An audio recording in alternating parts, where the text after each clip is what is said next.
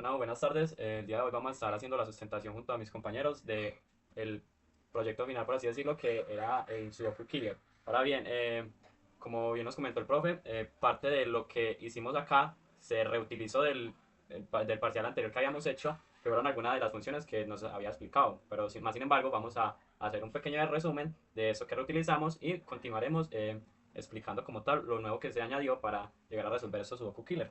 Nuevamente para el CSP, pues declaramos las variables, sus dominios y sus respectivas restricciones. Que si bajo un poquito ahí, Mateo, por favor.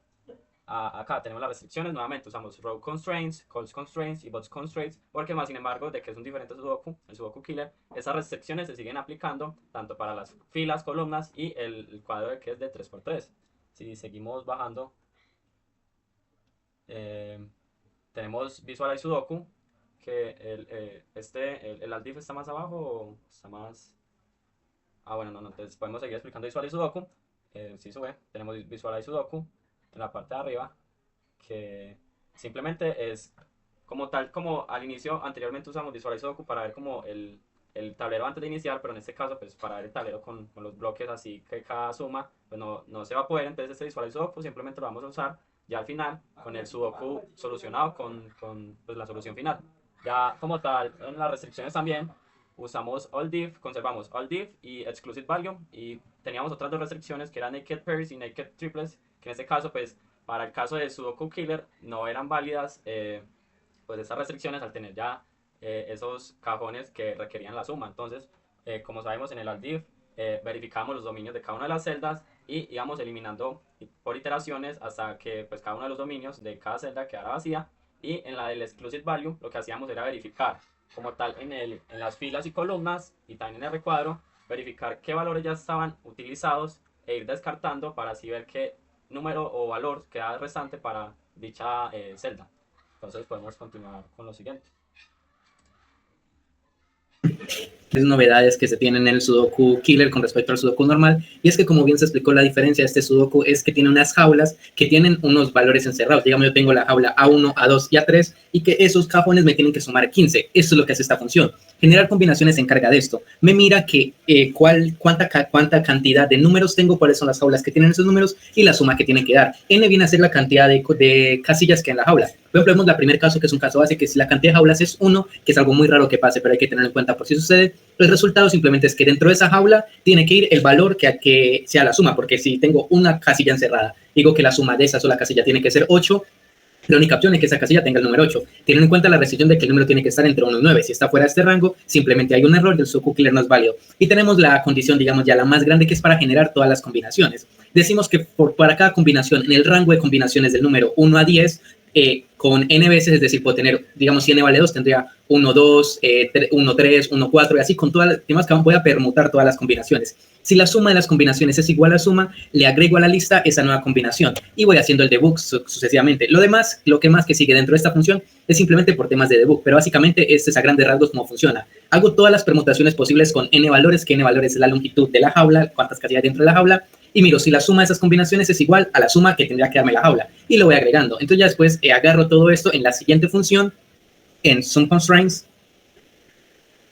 Esta función lo que hago es que voy a llamar a esas combinaciones y las voy a ir haciendo como un append, agregando a la lista de posibles valores. Entonces esto lo que me ayuda es como a reducir el dominio. Digamos que ya el dominio de todas las variables no va a ser del 1 al 9, sino que va a ser solo todos los valores que me permitan hacer la suma. Eso nos va a reducir el dominio poco a poco. Ahora, como vemos, aquí tengo algo que se llama cache info. Para poder entender qué hace SumConstraints, tenemos que ir a otra función, que es la que se encarga de leernos el tablero. Listo, esta es nuestra función que se encarga de analizarnos el tablero. ¿Qué es lo que hacemos? Aquí yo voy a abrir el archivo que ingreso, que es un archivo que está compuesto por tuplas, donde el primer elemento de la tupla es la lista de casillas y el segundo elemento es la suma. Entonces yo voy a usar expresiones regulares que tengo este patrón, que va básicamente a analizarme la tupla y decirme hasta que se cierra la lista, las llaves me indican el cierre de la lista, y eso básicamente es el contenido de las casillas, y el content viene a ser, digamos, la suma. Entonces lo que hago es que para cada celda en esta suma yo miro que ese patrón sea válido, y de esta manera es como yo hago que el archivo que fue leído se entienda, y ya aquí ParseKiller lo que hace es analizármelo como una estructura de datos. Ya aquí yo ya tengo ParseKiller, que es lo que retorno cache, retorno cache, que son todas las casillas, retorno como una tupla. Entonces ya no tengo el archivo, sino que esto lo que se encarga de hacerme es generarme todas esas restricciones como una estructura de datos que puedo mandar a las siguientes funciones. Ahora sí vamos a some constraints.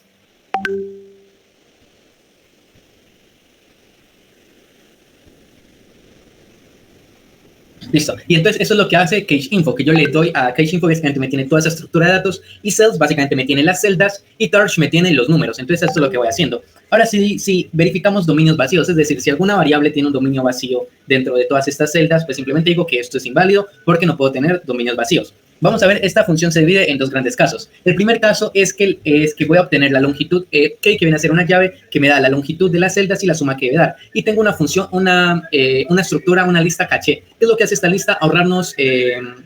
Ahorrarnos iteraciones para no tener una complejidad tan alta. Porque pueden haber en varios lugares de la casilla, por ejemplo, yo digo que A1 y B1 deben sumar 7, pero también tengo que H1 y I1 tienen que sumar también 7. Entonces, cuando yo tengo estas mismas combinaciones, que son 2 celdas o n celdas, y suman el mismo número, yo lo guardo en el caché. Entonces, lo que hace el caché es que, mira, si esas celdas, sumando ese número, ya existen, no va a ir a generar las combinaciones, que es la función que explica ahorita, que aquí se hace ese llamado. No va a generarlas, sino que ya están guardadas, simplemente las retorna. Que entonces, eso es lo que hace así. Combos válidos es igual a caché, que lo que me haya retornado, generar combinaciones. Si no hay combinaciones válidas, pues si eso me retorna una celda vacía, simplemente digo que hay un error, y si no, pues continúo. Ahora decimos que vamos a probar dominios según las combinaciones. Básicamente esto es empezar a probar. Voy a mirar cuáles son todas las combinaciones posibles y voy a ver que no esté ese número en otra celda. Es decir, yo tengamos A1, A2 y A3 me tienen que sumar 15. Una de las posibles combinaciones es 7, 3 y 5. Digamos que en A2 ya está definido que tiene que ir el 5. Entonces ya quito esos otros, el 5 de los otros dos valores. Entonces ya en A1 y en A3 ya no va el 7, el 3 y el 5, sino solamente el 7 y el 3. Y eso básicamente me va iterando en todas las posibles combinaciones para obtener estos valores y va viendo si son compatibles. Si no son compatibles, digamos que yo tengo que la celda A1 y A2 me tienen que sumar 5 en todas sus combinaciones, pero en una de esas celdas hay un valor establecido que es, por ejemplo, un 7, ya eso automáticamente nos dice que hay un error en el sudoku. Entonces todo esto se va haciendo por temas del debug. Y a grandes rasgos así es como va a funcionar esa función. Me va haciendo todas las pruebas y me va podando todos los dominios. Seguimos con la función de aplicar restricciones. Aplicar restricciones va a enmarquetar las restricciones mencionadas anteriormente por mis compañeros. Tenemos cambios que cambios va a iniciar en true. Eso va a ser un tipo bandera que nos va a decir si la consistencia logró ser global y no solo local. Empezamos con un debug, que el debug es más que todo por temas decorativos, iniciando la propagación de restricciones. ¿Eso qué quiere decir? Que aplicaremos las restricciones seleccionadas para dicha celda. Tenemos el backtrack o el backtracking, que va a ejecutarse hasta que nos dé un resultado que tenga concordancia con lo que nosotros estamos buscando. En la primera línea tenemos incrementar el contador de intentos. Esto nos va a decir cuántos intentos se demoró el backtracking en encontrar la solución para nuestro sudoku. Empezamos mostrando un debug que nos va a mostrar los primeros 100 intentos en resolver nuestro sudoku.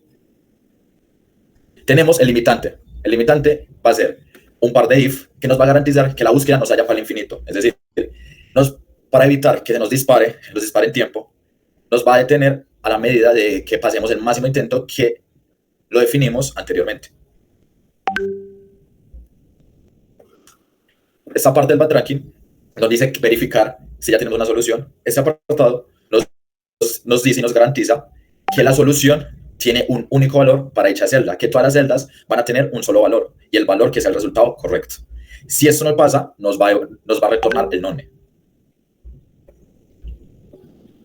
La propagación de restricciones es aplicar las restricciones que mencionamos anteriormente. Nos va a decir el is valid, el is complete, y todo esto va a verificar que todo lo que hemos venido haciendo sí sea lo adecuado. Pero esos son temas de debug.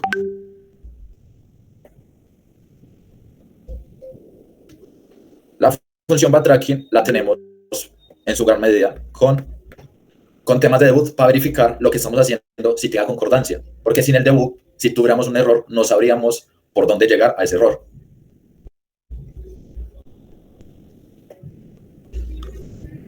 Pasamos ya al solver.